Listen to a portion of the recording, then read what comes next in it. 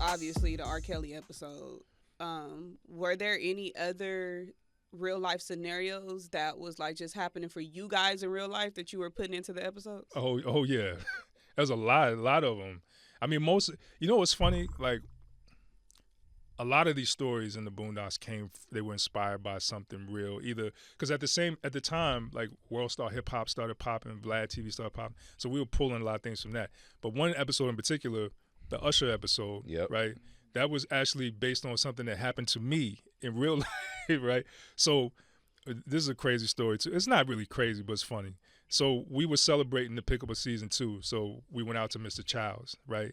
And it was me, my ex-wife, Aaron and his fiance, and Aaron's assistant and his girlfriend, and we're eating, right?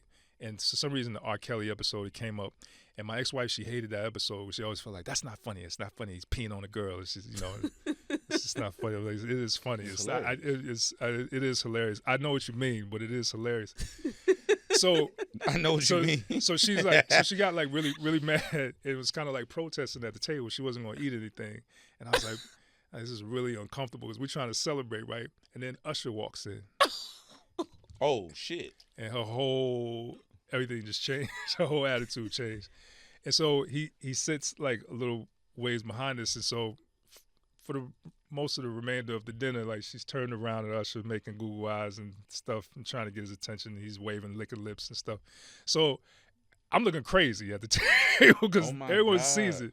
And then, so then it's time for us to leave, right? So we get up and we get to the front of the restaurant, and I look back, and she's at the nigga's table. Oh, she chose up right there at the table. At the nigga's table, but she's going, come back. So we all like walk back over there, like, oh, what is this? And then she's like, she starts introducing everybody. She's like, so Usher, this is Aaron. This is his fiance. This is my Carl. This is Carl. I'm Carl now. Okay, that's why. So in the episode, so it was a long ride home. It was a long ride home. You went home? It was a nigga. What you mean? It was I know. Is that why I got divorced? But listen, so it's funny. So I come in the office the next day, and it was like, nigga, you know that's going in the show. Like, that's we gotta work on the TV. Huh? We gotta figure it out. You know what I'm saying? But yeah, this stuff, Lataria Milton, Milton Tayshawn or whatever, like that was based on the kid that really stole his grandmother's car and was. Okay, I remember that. I mean? Yeah.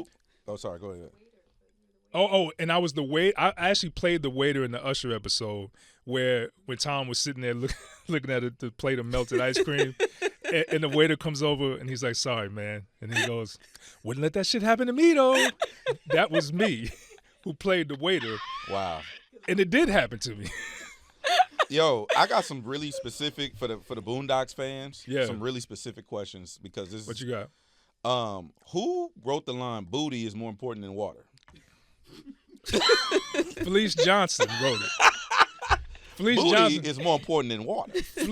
Booty is more important than food. Okay. So go ahead. Who wrote that? So Felice Johnson, it's a real guy. Right. Right. He's out, by the way. Right. But who put that in the show? Okay, so from what I remember, I was going around the office and I remember. So actually, what's funny? So my wife Love, she actually had sent me. We went at this time we were just friends, but she sent me the clip of the Booty Warrior in. It was, what was it called? What was the name of the show? It was locked up. It was some of his MSNBC or some. It was some kind of jail show. So I'm looking at it. And then we started like passing around the office, and I just started walking around like doing the voice. So it's like, I liked you and I want you. Yeah. We could do this the easy way or the hard way. Yeah. The choice is yours. Yeah. So I just remember like we just would laugh and talk about it, and then somehow it came up this idea, like what if Riley and Huey were in a Scared Straight program? You know what I'm saying? And we had already set up that Tom was afraid of going to jail and being anally raped, which is why, you know what I'm saying? Like so we had already set that up. So we had like the pieces in place, and then we just started like, oh, what if he's chaperoning the kids? And then what if the Booty Warriors? You know what I'm saying? And it was funny. So in the beginning of that episode, the Booty Warriors, Chris Hansen. I don't know if you remember. So, and the funniest shit in the world was the actual legal notes that we got from that, and the standards and practices notes, because they were like, because we had to literally like bargain with what we could do and what we can't do. So they didn't want the scene at all. So I'm like, okay, but how about he still him, but we just don't shake the table? And they're like, well, you can, yeah, don't shake the table. You can't shake the table. I'm like, can I shake the camera? They're like, can he shake the camera? Y'all negotiating the scene. We're going back. Yo, we negotiating the scene.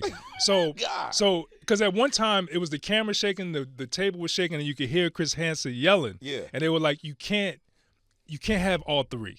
You know, so we had to start like, you gotta like give up a few niggas for ash. You know, it's like, it's crazy. Okay. The other one was Colonel Stinkmeaner. Yeah. Holla at your boy. I get your money.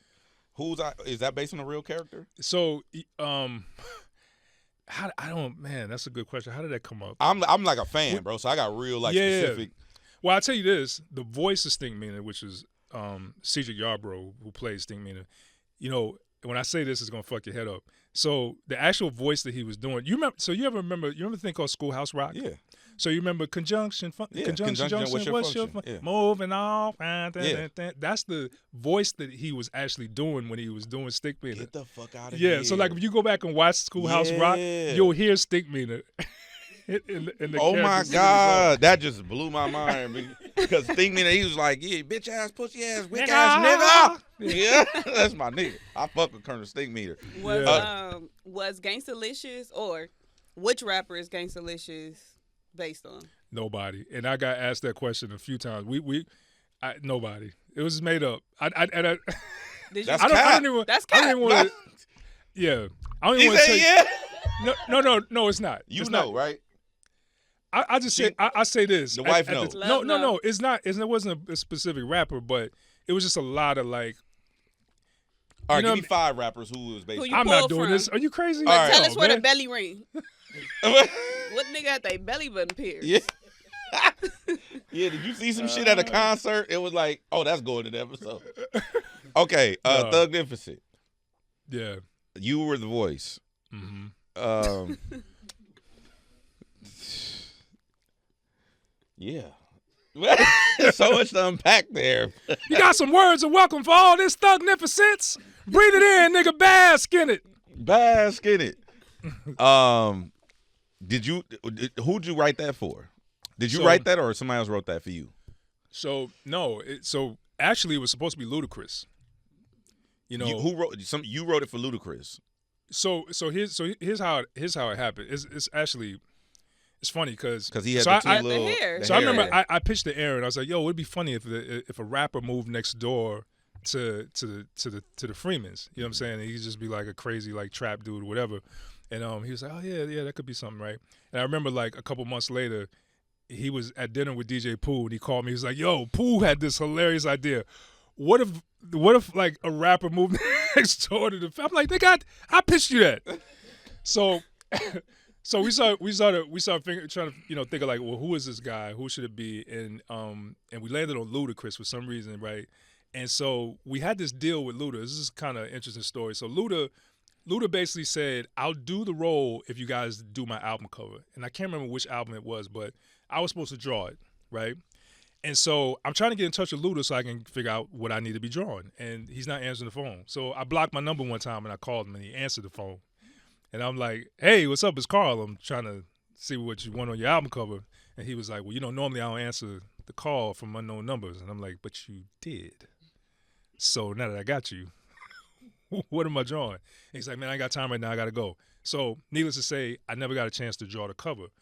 So it was time for him to come in and record. So by the way, what we do in animation, because a lot of times, it's hard to get these guys in the booth, right? Because if they're famous actors or rappers, their schedules are busy. So a lot of times we have to temp the voices. So I temped all the Thugnificent voices, but I was doing Ludacris. We don't do animation. What the fuck is temp? I was doing like a temporary record until we get Ludacris. Like a reference track. A reference track. All right, okay. That's why like the characters are like, "Rap beef, nigga, you got some words about that." I'm doing like, Luda. Yeah. So because we started animating it like that, when Luda, so long story short, Luda decided he didn't want to do it. He's like, "Y'all didn't do my album cover," and I'm like, But I was trying to. I know. So anyways, he didn't. He decided not to do it, and so they were like, everybody, Sony, Aaron, everybody was like, "I mean, you should just do it," because like we got so used to hearing your voice, and But I'm like, I'm doing Luda, you know what I'm saying? But that's how I ended up like really doing the role.